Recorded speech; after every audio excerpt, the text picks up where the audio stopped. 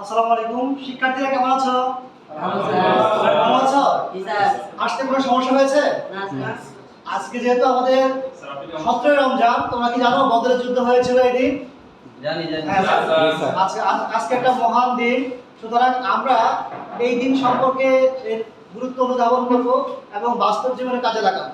তো সেই মহান উদ্দেশ্যকে সামনে রেখে আজকে ক্লাস শুরু করছি। এই বাবা, তুমি সামনে আসো, সামনে বসো, দুষ্টামি করো না, হ্যাঁ? ওকে। এই আরিফ, জানালাটা খুলে দাও। বাবার দাড়ি বড় বড়। ওকে, থ্যাংক ইউ জানালা খুলে দেওয়ার জন্য। আশা করি সকলে ভালো আছো। আমাকে তোমরা তো সবাই চিনো, তাই না? আমি তোমাদের অ্যাকাউন্টিং টিচার। 3 মিনিটের মধ্যে চলে আসবে। ওকে, তাহলে আমি আবার পরিচয় দিচ্ছি। আমি হচ্ছি মনোয়ার হোসেন চৌধুরী, প্রভাষক হিসাব বিজ্ঞান, মেট্রোপলিটন স্টুডেন্ট কলেজ। আমার আইডি হচ্ছে 3245। আপনার সাথে 10টা ক্লাস হয়ে গেছে স্যার। ওকে ওকে, ঠিক আছে, থ্যাংক ইউ। তোমরা আমাকে চিনো না? জি স্যার, ভালো করে। আচ্ছা, বলো দেখি, এই যে আমার কাছে একটা ছবি আছে, এই ছবিতে তোমরা কি দেখতে পাচ্ছ? আচ্ছা, এটা হচ্ছে বাংলাদেশ সিকিউরিটি এন্ড এক্সচেঞ্জ কমিশনের ছবি। এরা কি করে? এরা হচ্ছে শেয়ার ক্রয় বিক্রয়ে নিয়ন্ত্রণ করে এবং এরা সহায়তা করে। এছাড়া আমার পাশে দুটো ছবি দেখতে পাচ্ছি, এটা কি দেখা যাচ্ছে বলো দেখি? ঢাকা স্টক এক্সচেঞ্জ এবং হচ্ছে কি চট্টগ্রাম স্টক এক্সচেঞ্জ। তাহলে এতে আমরা বুঝতে পারলাম যে আমাদের বাংলাদেশ সিকিউরিটি এন্ড এক্সচেঞ্জ কমিশনের দুইটা কি আছে? শাখা আছে, তাই না? ঢাকা স্টক এক্সচেঞ্জ আর হচ্ছে চট্টগ্রাম স্টক এক্সচেঞ্জ। এর মাধ্যমে আমরা হচ্ছে কি করি, শেয়ার যেগুলো আছে পিও এবং হচ্ছে বিও, আমরা এগুলো কি করি, ক্রয় বিক্রয় করে থাকি। ঠিক আছে? এখন এই যে এই ছবিতে তোমরা কি কি ওয়ার্ড দেখতে পাচ্ছ? Investment, finance, capital, business. আচ্ছা, আগের ছবিগুলো দিয়ে আর এই শব্দগুলো দিয়ে তোমরা কি এমন কিছু চিন্তা করতে পারছো যেটা আজকে আমাদের ক্লাসের টপিকস বলে মনে হয় তোমাদের? আজকে আমরা কি নিয়ে আলোচনা করব? শেয়ার নিয়ে। Thank you. তাহলে আজকে তোমাদের ডায়েরিতে লিখে ফেলো, আজকে আমাদের আলোচনার বিষয় হচ্ছে কি, শেয়ার, অর্থাৎ যৌথ মূলধনী কোম্পানির মূলধন। কি নিয়ে কাজ করব আমরা আজকে? যৌথ মূলধনী কোম্পানির মূলধন। অর্থাৎ একটা কোম্পানি তাদের মূলধন সংগ্রহ করার জন্য তাদের মূলধন করে যে ছোট ছোট অংশগুলো, সেগুলো কিভাবে সংগ্রহ করবে, কোন প্রক্রিয়া করবে, সেগুলো নিয়ে আলোচনা করব। আজকে আমরা যে করব সেটা হচ্ছে 4র্থ অধ্যায়। তোমাদের আজকের ক্লাসে আমরা মূলত শিখব হচ্ছে সমহার, অধিহার এবং অবহার। তাহলে এই শব্দ থেকে আমরা বুঝতে পারছি সমহার মানে কি, মূল্য যা আছে ওই দামে কি হবে, ক্রয় বিক্রয় হবে। অধিহার মানে কি, কোম্পানির অনেক বেশি সুনাম আছে, কোম্পানি তার লিখিত মূল্য থেকে অধিকারের মূল্য কি করবে, শেয়ার ক্রয় বিক্রয় করে থাকবে। এবার এছাড়া আছে কি অবহার। সাধারণত নতুন কোম্পানি যখন কি করবে, বাজারে প্রবেশ করবে, তাদের যেহেতু পর্যাপ্ত সুনাম নেই, তারা থ্যাংক ইউ জাস্ট নাটার জন্য। এরপর হচ্ছে কি অবহার। এই অবহার হচ্ছে কোম্পানি যদি কি করে, নতুন হয়, বাজারে নতুন ভাবে প্রবেশ করে, তাহলে তারা কি করে, তাদের যে লিখিত মূল্য আছে তার থেকে কম মূল্যে বাজারে তাদের শেয়ারটা বিক্রি করে দেয়। তাহলে আজকে আমরা 3টা শব্দ শুনলাম, কি কি? সমহার, অধিহার আর কি অবহার। এইভাবে আমরা কি করব, হিসাব সংরক্ষণ করব। আজকে মূলত এই অধ্যায়গুলো থেকে আমরা যেটা নিয়ে আলোচনা করব সেটা হচ্ছে শেয়ার অবহার, অবলোকিত কমিশন, শেয়ার বিনিময়ের সম্পত্তি ক্রয়। তাহলে শেয়ার অবহার তোমরা আগেই জেনেছো একটু আগে। এখন আমাকে কেউ বলতে পারো অবলেখক কি জিনিস? এই আরিফ বলো দেখি, অবলোকিত কমিশন কি জিনিস? স্যার, শেয়ার ক্রয় বিক্রয়ের জন্য আমি যার সাহায্য নিব সে হচ্ছে আমার অবলেখক। এক্সিলেন্ট উত্তর, থ্যাংক ইউ। ওকে, এরপরে তাহলে অবলেখক হচ্ছে যার মাধ্যমে আমি শেয়ার ক্রয় বিক্রয় করব, অর্থাৎ আমার হয়ে সে আমার কাজগুলো করে দেবে, বিনিময়ে তাকে আমি কিছু শেয়ার দিতে পারি অথবা আমি তাকে কমিশন দিতে পারি। তাহলে কয়ভাবে দেওয়া যায়? দুইভাবে। কয়ভাবে দেওয়া যায়? দুইভাবে। এরপর হচ্ছে শেয়ারের বিনিময়ে সম্পত্তি ক্রয়। আমরা যখন কোনো নতুন প্রতিষ্ঠানে সম্পত্তি ক্রয় করব, আমাদের কাছে পর্যাপ্ত অর্থ থাকবে না, তখন আমরা আমাদের বিক্রয়যোগ্য শেয়ার থেকে শেয়ারের বিনিময়ে আমরা কি করতে পারি, ওই সম্পত্তি ক্রয় করতে পারি। ক্লিয়ার? বুঝতে কোনো সমস্যা আছে? কারো কোনো প্রশ্ন আছে কি? যদি না থাকে আমরা একটা থিওরিতে চলে যাই। যৌথ মূলধনী কোম্পানি। যৌথ মূলধনী কোম্পানি হচ্ছে মানে কোম্পানির মূলধন বলতে সাধারণত ব্যবসায়ে বিনিয়োজিত অর্থ বা সম্পত্তি বোঝায়। তাহলে আমরা এখানে কি দুটো শব্দ জানছি না? একটা হচ্ছে কি ব্যবসায়ে বিনিয়োজিত অর্থ, আর একটা কি জানেছি, সম্পদ। অর্থাৎ অর্থ বলতে সম্পদ সর্বাধিকরণ এবং কি আছে, মুনাফা সর্বাধিকরণ, দুইটা টার্ম এখানে ইউজ করা হয়েছে। এই মূলধনের মধ্যে যেমন মালিক বা শেয়ার হোল্ডারদের প্রদত্ত অর্থ বা মূলধন থাকে, তেমনি অন্যান্য উৎস থাকে। কি কি থাকে?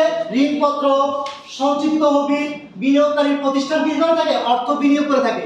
তার মাধ্যমে মূলধন সংগৃহীত হতে পারে। কোম্পানি তার মোট মূলধনকে ক্ষুদ্র ক্ষুদ্র এবং কি হতে হবে? সমান হতে হবে। অসমান হলে সেটাকে শেয়ার বলা যাবে না। তাহলে আমরা এখানে জানলাম মূলধন কি করা হয়? ক্ষুদ্র ক্ষুদ্র এবং সমান অংশে বিভক্ত করে সেগুলোকে বিক্রয়ের মাধ্যমে মূলধন সংগ্রহ করে থাকে। আর এই বুঝেছো? জি। Very good. এরপরে আমরা জানি যে সিকিউরিটি অ্যান্ড এক্সচেঞ্জ কমিশন এর অনুমোদন নিয়ে নির্দিষ্ট অবলাভের মাধ্যমে শেয়ার বিক্রি করতে হয়। তাহলে এখানে কি জানলাম আমরা? এমসিকিউ। এটা কে অনুমোদন দেয়? Security and exchange commission. কি করতে হয়? নির্দিষ্ট অবলেখক, তার জন্য একজন কি ঠিক করা হয়? অবলেখক ঠিক করা হয়। এবার আমরা আজকে যে অঙ্কটা করব তা হচ্ছে টপ 10 লিমিটেড। কি কোম্পানি? টপ 10। বলা হয়েছে প্রতিটি 10 টাকা। তাহলে এদের শেয়ারের মূল্য কত? 10 টাকা। বলা হয়েছে 2,40,000 শেয়ার নিয়ে গঠিত। এটাও কি তাদের অনুমোদিত মূলধন। কি মূলধন? অনুমোদিত, যেটা তারা অনুমোদন পেয়েছে।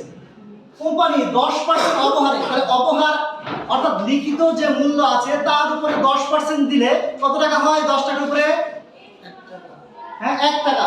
তাহলে এই কোম্পানি কি করেছে? 1 টাকা অবহারে 2 লক্ষ শেয়ার বিক্রি করার সিদ্ধান্ত নিয়েছে। কোম্পানি অনুমোদন পেয়েছে কত? Last bench. কোম্পানি অনুমোদন পেয়েছে কত? বিক্রি করার সিদ্ধান্ত নিয়েছে কত? 2 লক্ষ। তার মানে সে বাকি 40,000 শেয়ার বিক্রি এখন করবে না। ক্লিয়ার?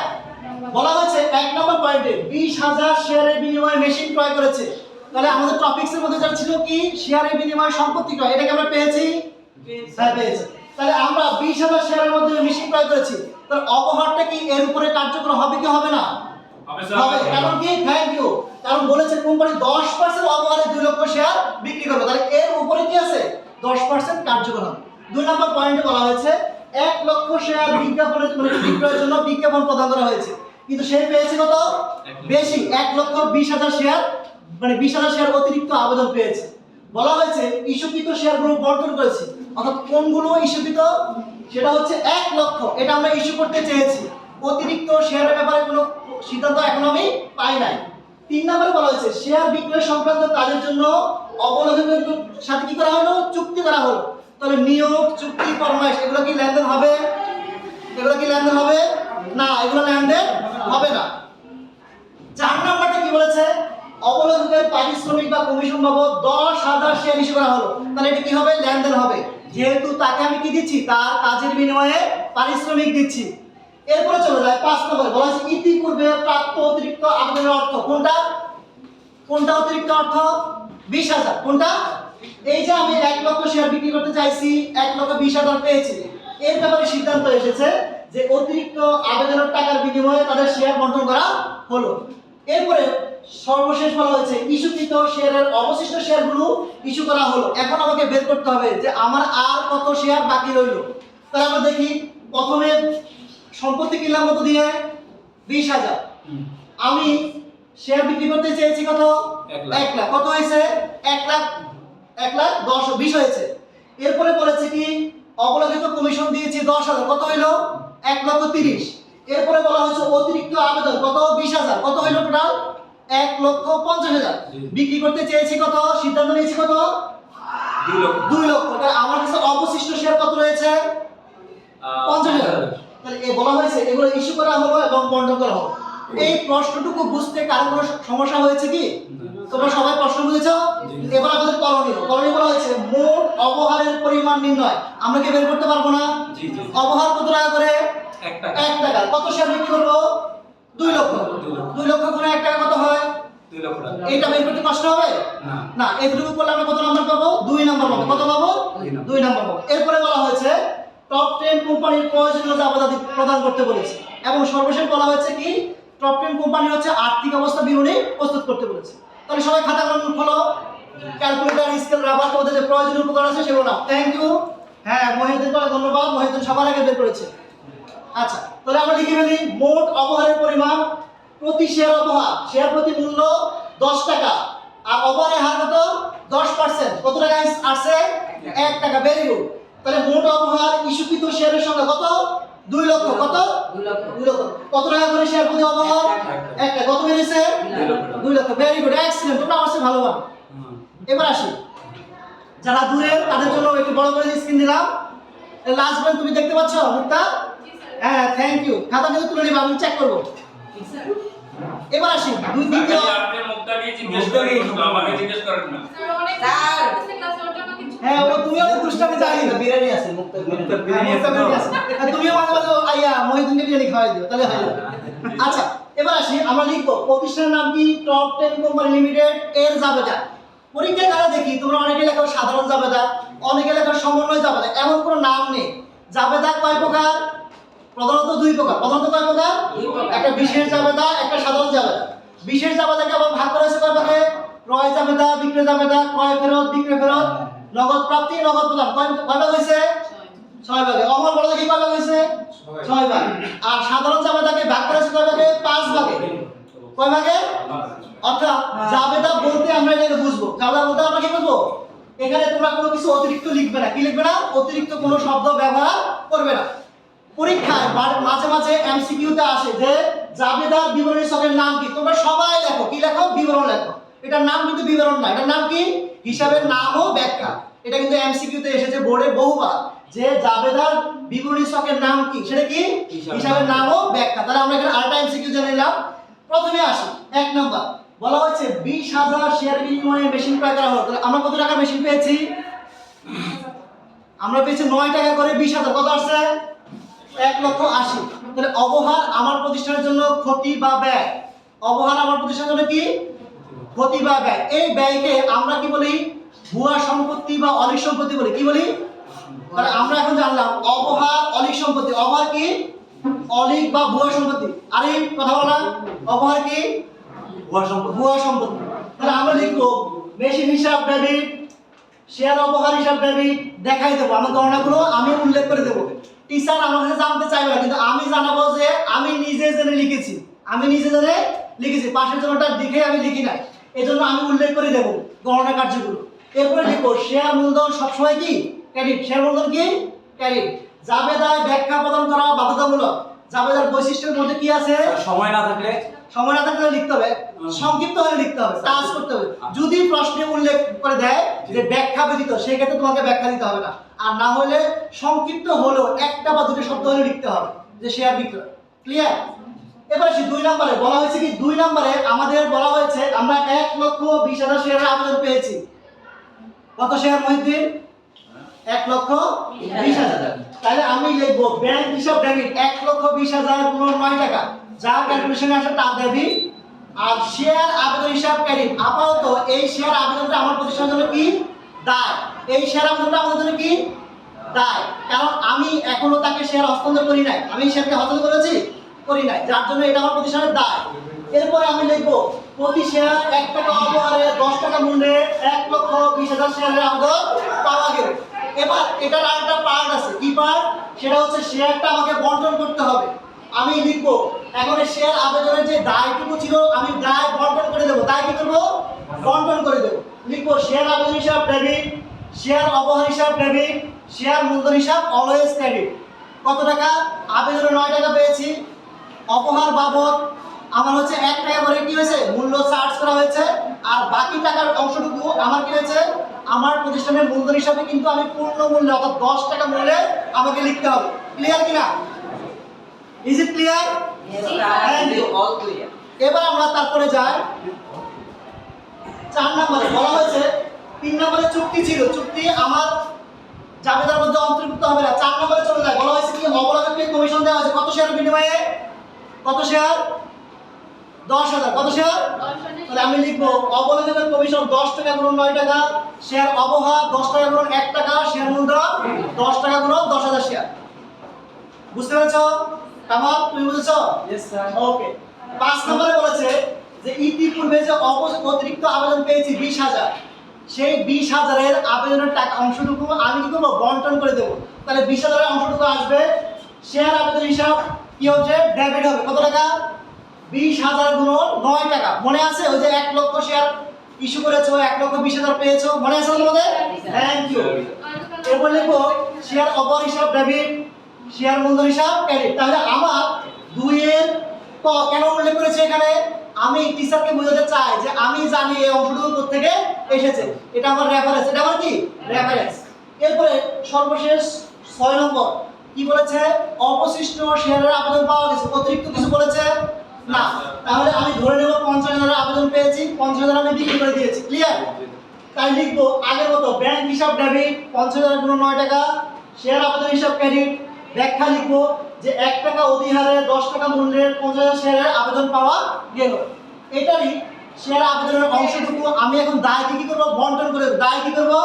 বন্টন করে দেব। লিখবো শেয়ার আবেদন হিসাব ডেবিট, শেয়ার অবহার ডেবিট, শেয়ার মূলধন ক্রেডিট।